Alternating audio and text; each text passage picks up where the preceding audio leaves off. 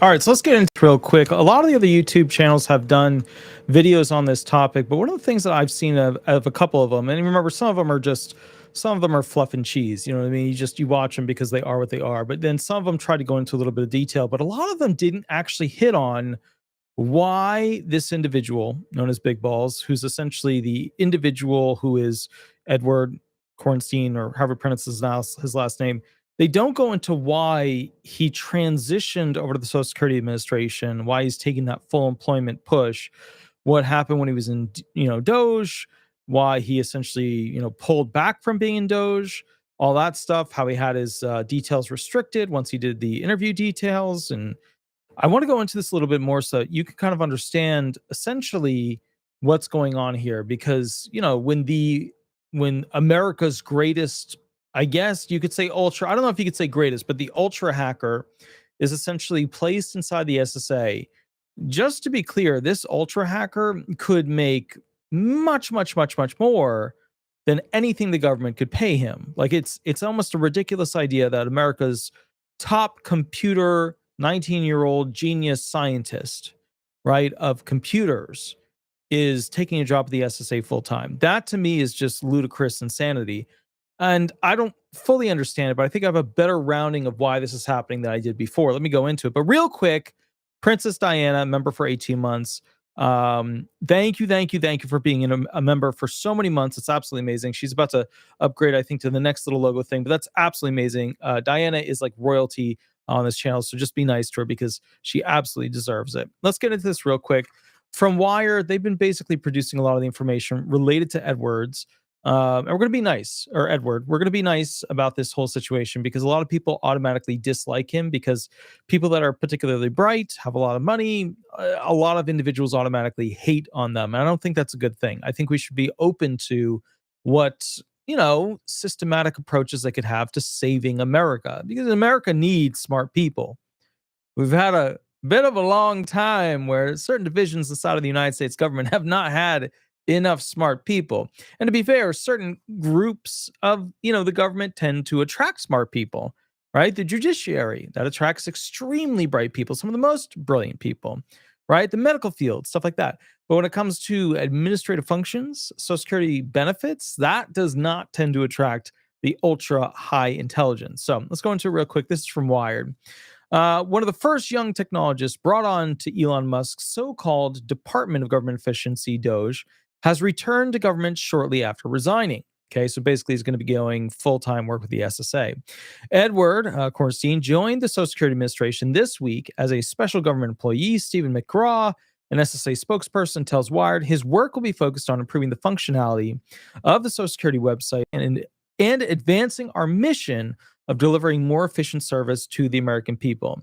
All right, so let's talk about what's actually happening here. We know Frank Bisignato, the new commissioner, is taking over, and Trump expects him, is pushing him, is demanding of him, very likely, to get the SSA's multiple computer systems, some talk to each other, some don't, to all be under at least 1, 2, or 3 umbrellas. Now, what do you need to actually achieve that? Well, you need pre-existing, right, computer programs that come from an industry that we know work. That's where he came from. He did a lot of the phone banking systems and computer programs that we all use today. And he's going to need basically top programmers, which you can title under the framing of a hacker. But they need top programmers to go ahead and actually modify these programs, because that's what a hacker is. They're program modifiers. They figure out weaknesses, and then they go in and try to change or take over, whatever. But in this instance, we have a super genius, right, technologist who is capable of taking these programs and altering them to encompass and speak to each other all these other SSA programs. So the reason why I think the SSA was able to grab him instead of the NSA, the National Security Group, or basically some other Department of Defense contractor, the reason they were able to grab him is because they knew that they needed him to go ahead and work on the systems. Now, he has personally said that he was surprised by how efficient the government actually was when processing things at its current level.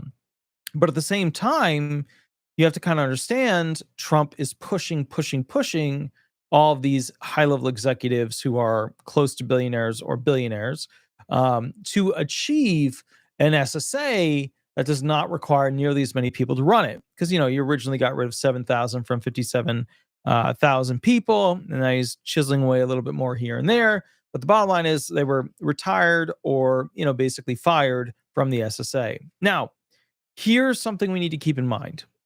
This individual is a hyper intelligent person, right? Super duper smart. Super duper smart people tend to get in trouble at a very young age because their brain exceeds their capacity to understand, harm, the consequences that come from it. And when they harm an individual, one of the big moments is having that individual face to face with you, and that person is crying, and it's terrible, and it's horrible, and it feels bad, but they don't have that necessary experience at a very young age. And this person already has the mental capacity to do things which most people can't do. So I pulled up some of the basics from what Google had. Edward Big Balls Cornstein was not fired from DOGE. He resigned. The reason for his resignation is unclear, but it followed reports of his past involvement with a cybercrime gang and his leaking of sensitive information during a previous internship. Corstein's role at DOGE was controversial due to his youth and experience and association with the organization's aggressive tactics. Before joining DOGE, Coristine had a history of questionable activities, including being fired from a cybersecurity firm for leaking information and being linked to cybercrime groups. Now, you may be wondering, which I would expect you to do, why the United States government would want somebody who essentially is claimed to have leaked information from a cybersecurity group and then potentially leaked information when he was working with DOGE and then had to resign because they cut off his access. Why would they want somebody like that working directly on your benefits, right? Because he's going to be searching through, finding ways to go ahead and improve the system, etc. Well, I have a theory. And my theory is that there's many reasons why a person like this could actually end up working for the Social Security Administration. So, as Elon Musk grabbed him, brought him in, things like that. Okay, and Elon was finding top tech engineers, super minds, super brilliant to go ahead and do things. Not uncommon with what Apple does. Apple will go and grab the best of the best of the best when it comes to mental capacity and understanding and be able to see things that other people can't. But, the bottom line here with this whole thing is, why do we have a genius level hacker working for an administrative agency like the SSA? All right. So my theory is that there's a lot of things in common here. There's things that are likely true. Number one, okay, he might have charges against him in some other country, which have yet to be were brought. I just couldn't look them up, etc. I did some basic, playing around online. I haven't gotten to the Pacer screen yet to go ahead and look up different cases. But my feeling is that something happened and the United States government or some other foreign government is of interest when it comes to his life, and he is of interest when it comes to their, sovereign nations. So I think that realistically, for an ultra hacker who could potentially make millions and millions by doing very, very little, I mean, just to be clear, he could find a way to go ahead and have artificial intelligence create whatever he wants in shorts and then publish them and make millions and millions of dollars sitting from a computer screen. So it doesn't make sense that he would work a low paid job at the SSA. It just doesn't make sense. So I guess and I remember sometimes you guys, when you hear low paid job, you're thinking 50,000, 30,000, 80,000. We don't know how much he's getting paid. Let's assume it's 150,000, 250,000, 350,000, whatever. Those are low paying jobs to hyper intelligent people because they can make a lot more in a different way. So number one, I think somewhere in there's a charge. Somewhere in there's a reason that he is all of a sudden taking these steps forward. I think he had the ultimate introduction into the federal government, which of course was Elon Musk, who's directly connected to President Trump. This individual in particular was of a lot of interest of congressional members. They were making fun of the situation when Elon and Trump had their little breakup and said, who's going to take care of this kid? Who's going to take care of this big balls, hacker coder kid? And so the reality here is that We don't know why he's still sticking with the government. If he got in with Elon, why didn't he leave with Elon? So I think there's some sort of charge that might be brought against him that I haven't seen yet. I'm going to be doing some more searching on it tomorrow as I'm inside Pacer and stuff like that to see what I can find. But the bottom line is they got him. And the weird thing is, just to be clear, just to be fair, Social Security Administration needs as many big brains as it can get to go ahead and, do functional upgrades, because it just doesn't tend to attract the hyper intelligent. So this is not a bad thing. This is a good thing. It's just, they're going to keep him on a short, tight leash, I'm sure, but at the same time, it's not necessarily a bad thing. Now, do I feel like, there are times where hackers will switch and they'll go to what they consider to be fighting cyber attacks, things like that? Yeah. I think this individual is falling into that situation right now where he's trying to appease the federal government for whatever reason it is. And I think that as a result of that, it's one of those things where who's better to go ahead and fight this digital crime than somebody like him? I do believe somewhere in this situation, he might be like those classic Hollywood movies where there's like a rehabilitation in place, where if he does certain things for the United States government, then the United States government will go ahead and look the other way or remove or seal certain documentation that might be problematic for him in the future. Because remember, with the United States government, right, for you to start a company, get a bank account, get a credit card, buy something on credit, whatever, you can't have all this criminal stuff sitting on your back. It makes it vastly more difficult to go ahead and do it. So that's just something to go ahead and keep in mind. Now, there's another side to this. The Social Security Administration handles trillions of dollars, over a relatively short period of time. The complexity of all these programs would require a computer or a hyper intelligent person to go ahead and map out the connections between them when it comes to the coding. So in that regard, I can see why the SSA is now looking at this situation. I think also, to be fair, this is a situation where Trump is sitting back thinking to himself, well, we have an advertisement problem when it comes to fraud. As you may recall, the Social Security Administration, through various individuals, reported that some ridiculous number, like 40% of incoming calls, were fraudulent or something like that. Now, I think everybody at first wink looks at this thing and says, I don't know. That sounds like a lot of phone calls that would be fraudulent. Now, as somebody who has coded previously, I can tell you this, if you're sitting there, you're like, oh, I get 2, spam calls a day, the SSA's amount of spam calls could be quite high. It's also an agency that distributes, $1.5-ish trillion every single year. So the ability of scammers to change bank accounts, change addresses for the delivery of the checks, stuff like that, it's going to be very high, very likely, very prominent function. So do I think it's 40%? No. But do I think the percentage is very, very high? Yeah, absolutely. It's like, why would somebody want to be president? Well, you become the most powerful person on earth. You're the best military on earth. Make lots of money off of that position. So kind of the bottom line of what I'm getting at here with this whole thing is, when it comes to threats, when it comes to the IRS or the VA having threats when it comes to taking money, I think the SSA is one of those really soft spots of the United States federal government when it comes to people realizing how much of a, let's just call it a soft target the Social Security Administration can actually be. Because remember, a lot of this money has to be distributed to people, and people tend to be like, especially if they're elderly or disabled, they tend to be like a fragile class, right? So hackers are going to be able to take advantage of them even more so because, mentally they might not be able to handle it. Physically they might be limited to their functions and not be able to go ahead and fight a hacker when they call in and try and do something. So in that realization, the Social Security Administration is primed for significant amounts of fraud.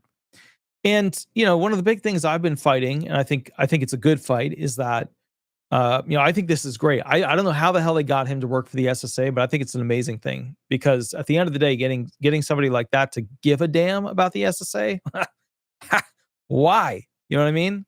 Unless they got something on him, but otherwise, I don't know. I just don't know. So from my perspective with this whole situation, when I look at this thing, I think to myself, we might be seeing the beginnings of the building blocks of what it would take to make the golden era of the Social Security Administration, which is where it's, hyper efficient, uses artificial intelligence to quickly and accurately give you the things you're supposed to, and, obviously be fair with things. And that's the tricky part. When you look at a computer system, sure, it's a little late. It's 1:31 a.m. When you look at a computer system, the main thing that you have to kind of keep in mind with that computer system is that if it wanted to talk to you, and if you wanted to see if you would believe it, if it was a computer system, you would have to understand its capacity to do, acting. Computer system and artificial intelligence to act in a certain way to make you believe that it is, a real human being. And one of the things that you have to understand with that is that for them to get the Social Security Administration to the point where the artificial intelligence can work with you and make you feel good and make you feel like you've accomplished something with some AI computer, is that AI computer has to make you feel good by acting like it's a human that cares.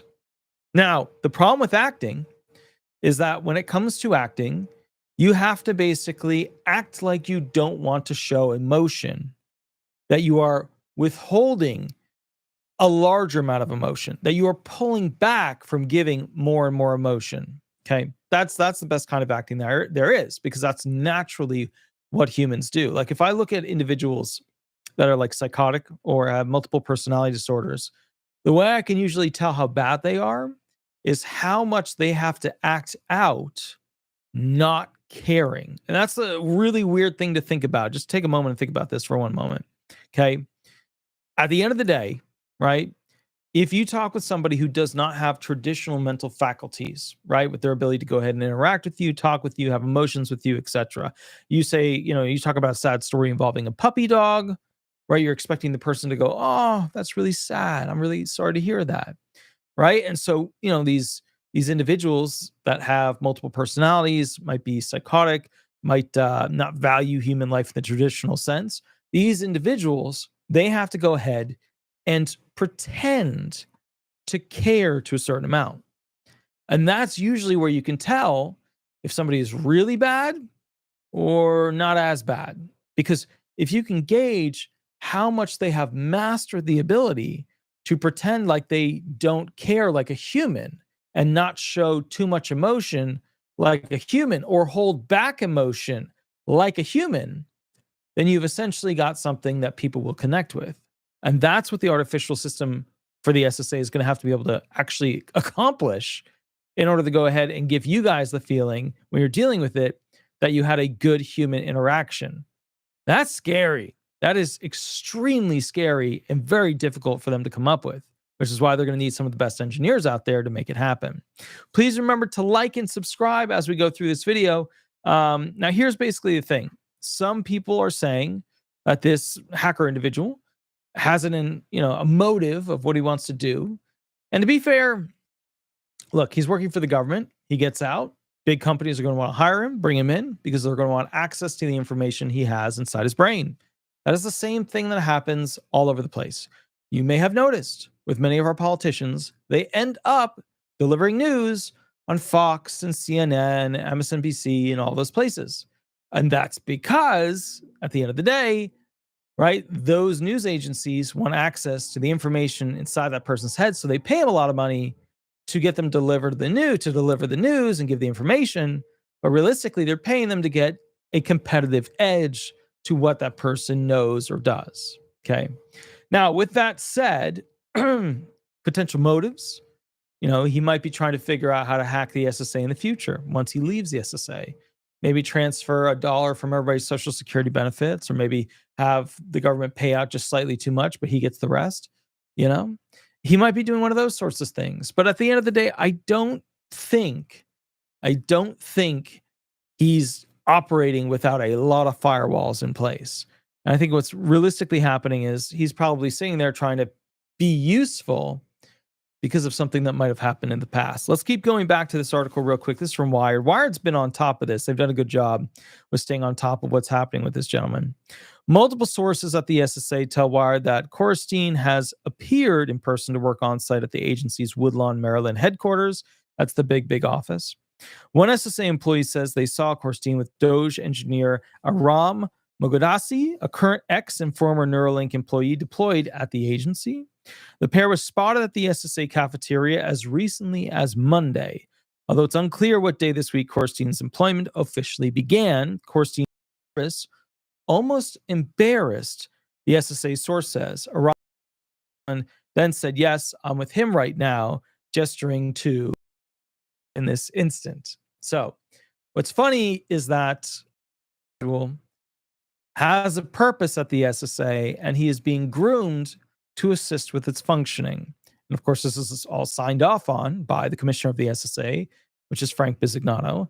And I'm sure, to be fair, Trump wants him to go ahead and stay in government, because it's not a good thing when a hacker leaves the government employment and ends up dissatisfied or angry with what the government was doing. When Elon left, he went on this he went on a bit of a binger with hate and things like that. And that wasn't good.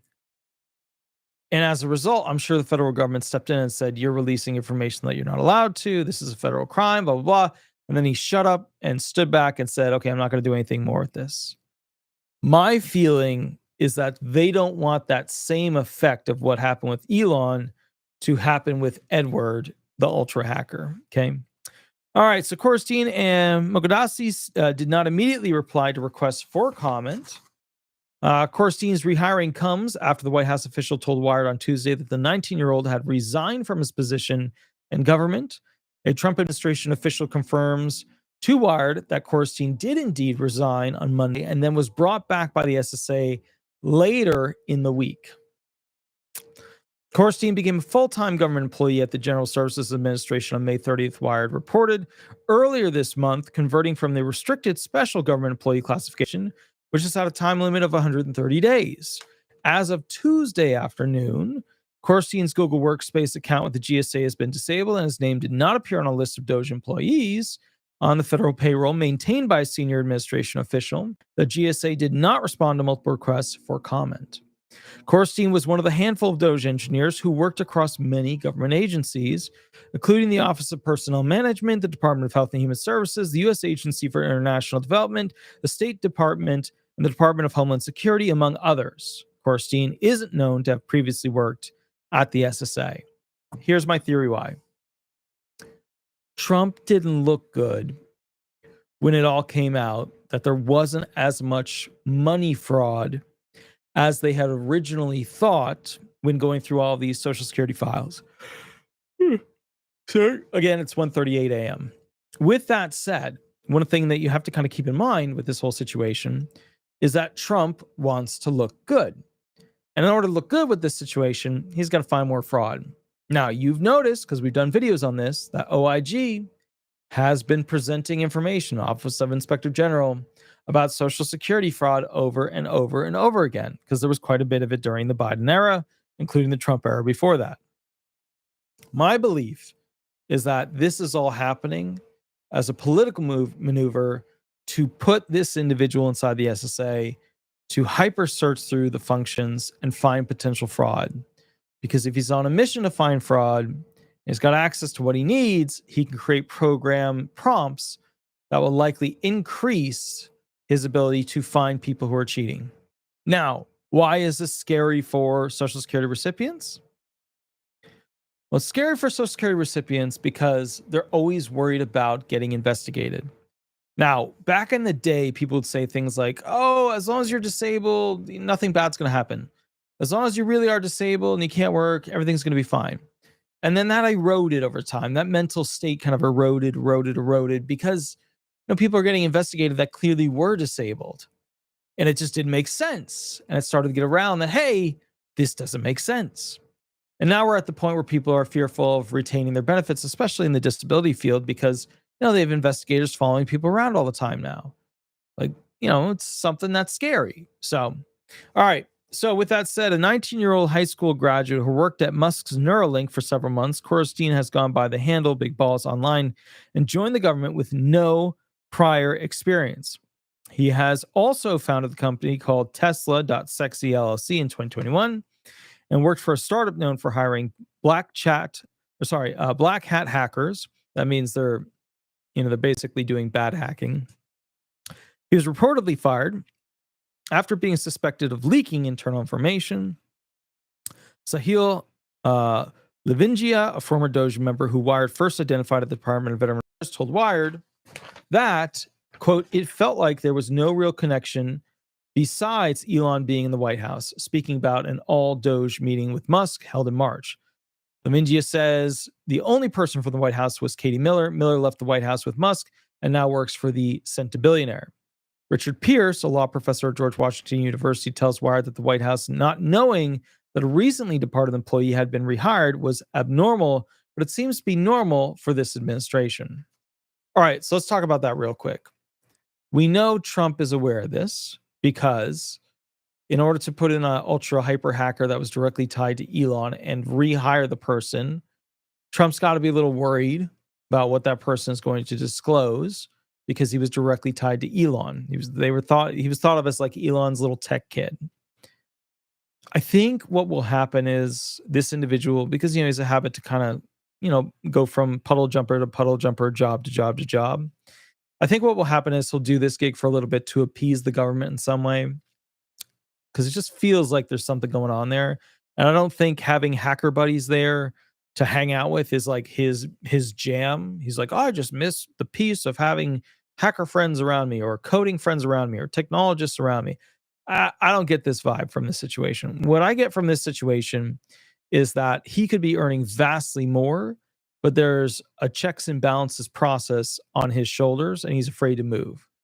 And this is his way to absolve himself of something that was problematic from his past, which, to be fair, remember, the US government has consistently borrowed people throughout time, right, to go ahead and build things that normally we would not allow.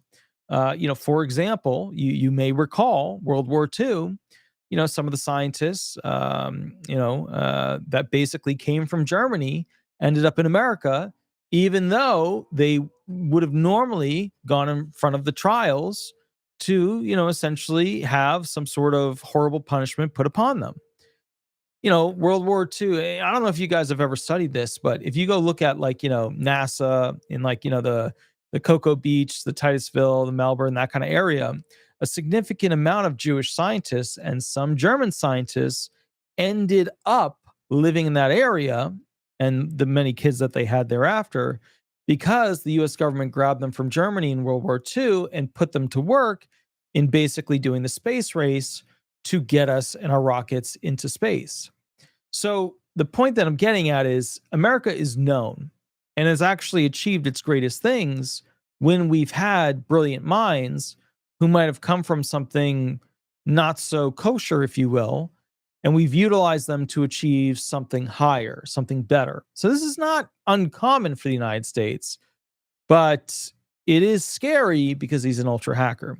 Gatito Oso, or Gatita Oso, member for 7 months. Super. Thank you for being member. Number one, Walter. That's awesome. Very, very cool. Excellent, excellent. Let me know if I'm pronouncing the name correctly. With that said, I want to go over to this real quick. I have some additional details that I just want to read you real quick. And this is from some of the AI acknowledgement from Google. According to Wired article, Sahil Lavingia is reportedly working for the Social Security Administration.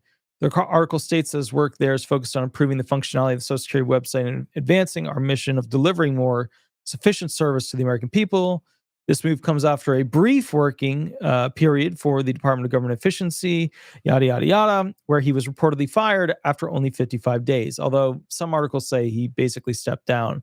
But what I took from it after watching some of the interviews is that, he was working with Elon. Elon said, be very transparent, very transparent.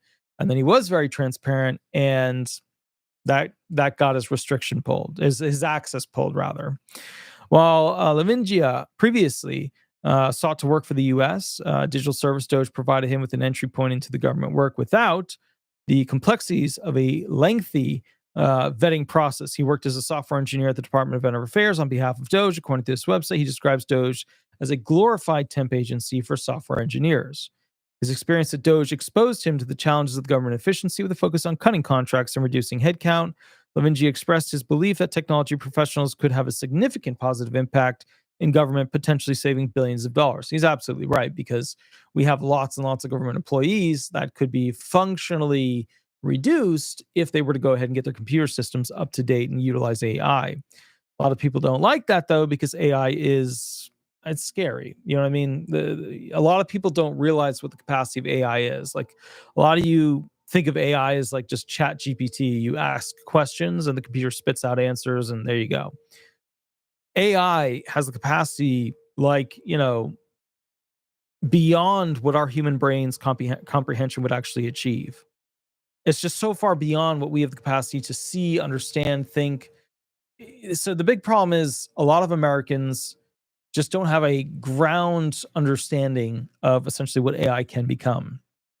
AI has the capacity to build machines, manipulate Wi-Fi, manipulate the outcome of anything.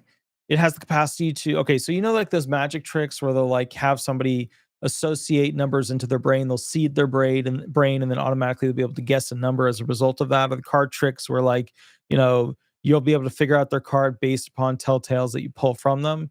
AI could do that, but at a completely significantly more massive level.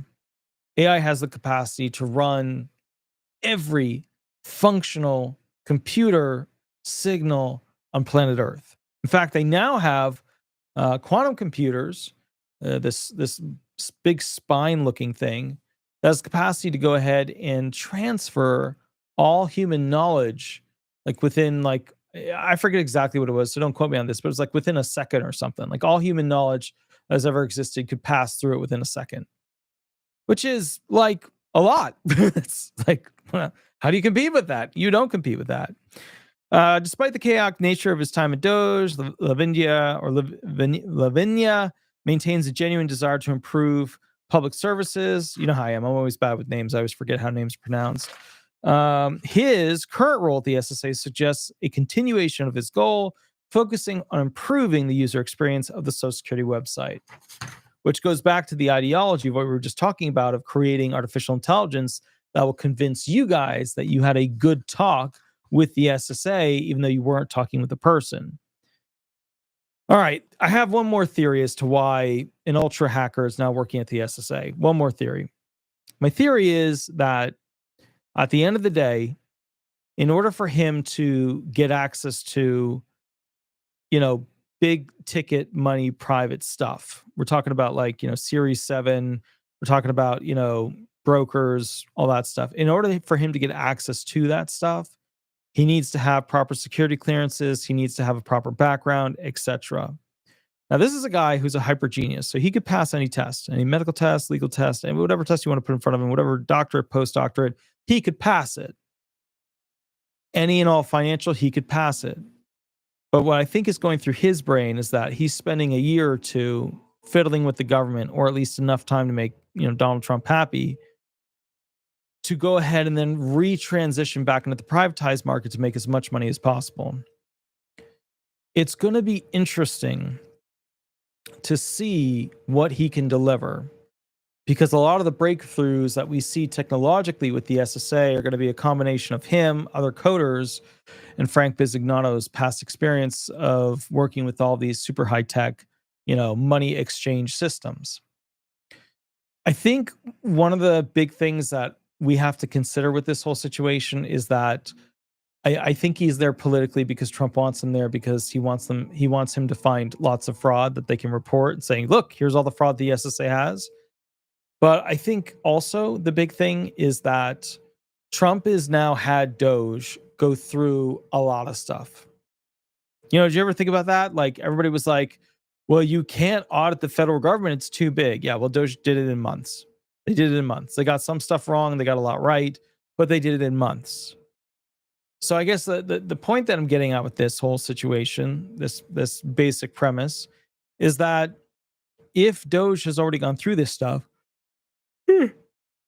then the question then becomes, okay, if so, if this is the reality we face, what is he likely to find that's fraudulent inside the Social Security Administration? I think Donald Trump, President Trump, is hoping that these genius hackers left over from the Elon era will be able to find more than what Elon was able to find during his Elon Doge system days. And I think he wants to use that. But I also think strategically that President Trump is scraping the walls of the administrations to just try and find something to validate inefficiency, validate waste, validate fraud. Now, you'll notice that, some political spectrum are saying there's no fraud, there's hardly any fraud, whatever. Some of them are saying there's lots of fraud is everywhere, etc. I lean more towards the R side on this because I think they're more right, that there is rampant fraud inside the SSA when it comes to creating social security numbers, creating fake children, creating fake accounts, stuff like that, because it keeps popping up on the Office of Inspector General's website. So to me, if it wasn't filled with fraud, we wouldn't be getting all these updates on people they caught and arrested. So I think that's pretty interesting.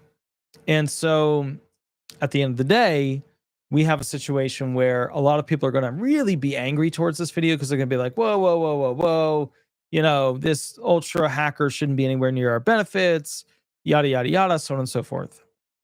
My question to you is, and please remember to like and subscribe, of course. But my question to you is, do you feel that we should, through, any means possible or limited means, but still lots of means used, do you feel that the Social Security Administration should keep their ultra hackers and continue to employ them? Or do you feel that the Social Security Administration should not have hackers working for it because they're too much of a liability? You have to weigh the balancing test, right? You have one side where the hackers could fix something that nobody else could see, and it could be massively incredible for the future of the Social Security Administration. And then on the other side, you have somebody who it appears, and maybe this stuff has been removed, and I still have to go through Pacer to see what's out there on the guy, but it's not whatever. I'm not, I don't want to go after the guy in this because bottom line is this: if he's done something in the past and I can find it using attorney tools and the US government doesn't want it out there, it's probably going to be sealed. And I won't be able to read it to you because as a sealed legal document, I'm not allowed to go ahead and disclose it to you. But I will say this. I remember saying, Frank Bisignano, it's a good idea to have a super CEO in there. I think he's kind of at the end of his work phase. I think he wanted to retire. Excuse me, which he said, he said he was not looking for another job.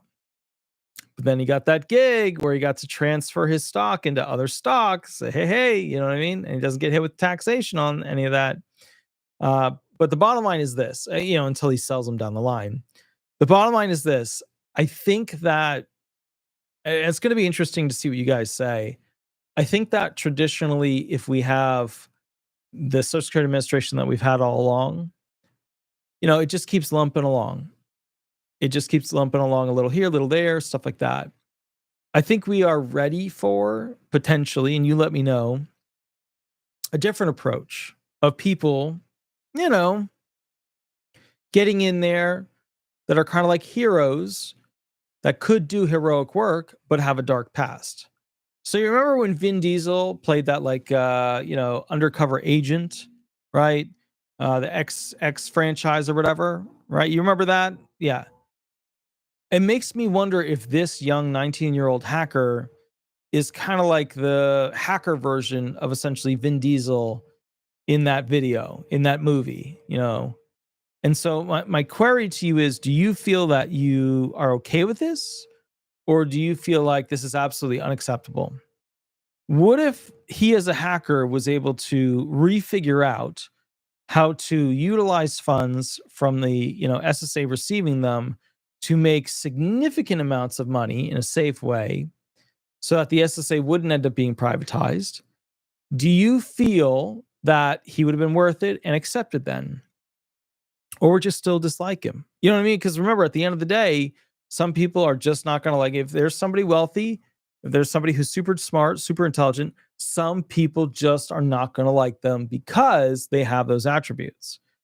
So, it's a very interesting situation. I don't know at the end of the day which way it's going to go. And I think that the bottom line is we have to see what's going to happen. Now, remember, the SSA already has a lot of systems built internally where they can cross-check information that's going on. That's how they sometimes find people who are creating fake social security. Well, they're real social security numbers, but they're going to fake names. But at the same time, would it not take an ultra hacker mind to find new ways to catch people who haven't already been caught? I guess that's what I'm saying. That's some of the consideration they have to have in mind. All right. All right. Anyways, I will catch you a little bit later. Please remember to like and subscribe. Please be kind to each other. I'm going to be doing, no, actually tonight I'm not going to be doing the extra video, but OIG just did something that was very, very unique. I've never seen them do it before, which is the Office of Inspector General. That's the group that basically investigates you guys to make sure you should be receiving your benefits. I'm going to be doing that video tomorrow. We will catch up tomorrow. You have a wonderful night, and we will rock and roll from there. Please remember to like and subscribe. Head over to Google, type in Disability Resolution Law Firm or Disability Resolution Florida. If you want to go ahead and give me a call for representation, that's fine. Please remember, I also go live on Mondays and Thursdays for those mini 5-minute consultations where I answer questions. And then, of course, if you need a bigger amount of time, a 1 hour, like you get out of my brain, you get access to my brain for a single hour. There's a mini contract below where you can fill it out, and then we can do the regular full hour consultation. I'll catch you a little bit later. You have an absolutely wonderful day, and we will rock and roll from there. Attorney Walter Hnot, 407-279-1754, and we will go from there. Thank you so much. Bye-bye, everybody. Have a wonderful night. Bye-bye.